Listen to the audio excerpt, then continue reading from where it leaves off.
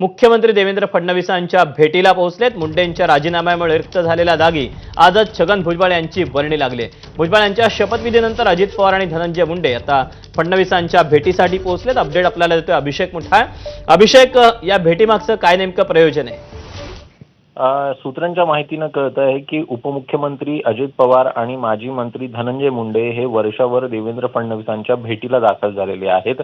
आपल्याला माहिती आहे की मुंडेंची राजीनाम्यामुळे रिक्त झालेल्या जागेवर छगन भुजबळ यांची आपल्याला वर्णी लागल्याचं पाहायला मिळालेलं आहे। एकूणच भुजबळांच्या मंत्रिमंडळातील सहभागामुळे मुंडेंच्या मंत्रिमंडळातील समावेशाबाबत आता प्रश्नचिन्ह देखील निर्माण झाल्याचं आपल्याला दिसत आहे। एकूणच या अगोदर जर का पाहायचं तर भुजबळांसाठी कुठंतरी देवेंद्र फडणवीस हे अनुकूल होते आणि एकूण त्यांच्या संदर्भात आपल्याला सध्याला वर्णी जी आहे त्यांची आता लागल्याचं पाहायला मिळत आहे। मात्र कुठंतरी राजकीय पटलावर किंवा राजकीय करिअरच्या दृष्टीने पाहायचं तर धनंजय मुंडेंच्या पुढचं भविष्य काय, हा देखील एक मोठा प्रश्न जो आहे तो सध्याला निर्माण झाला आहे। नेमकी या संदर्भात अद्याप आपल्याला स्पष्टता नाही आहे नेमकी ही बैठक कशासाठी आहे। कदाचित या संदर्भात देखील चर्चा जी आहे ती आपल्याला होताना पाहायला मिळू शकेल।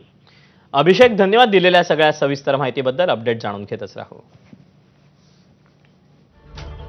आणि या बातम्यांसोबतच 10च्या बातमीपत्रात वेळ झाली इथेच थांबायची। ब्रेकनंतर मुंबई ईस्ट वेस्ट विजय साळवींसोबत